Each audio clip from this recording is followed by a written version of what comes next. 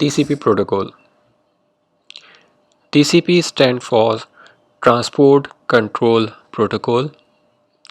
It is an IP protocol that allows packet retransmission, packet order management, and receipt acknowledgement. To achieve this goal, TCP carries additional information that adds weight to the packet. That is why it is not recommended for real-time application like voice. However, it can work for voice signaling as well. TCP introduces the concept of port.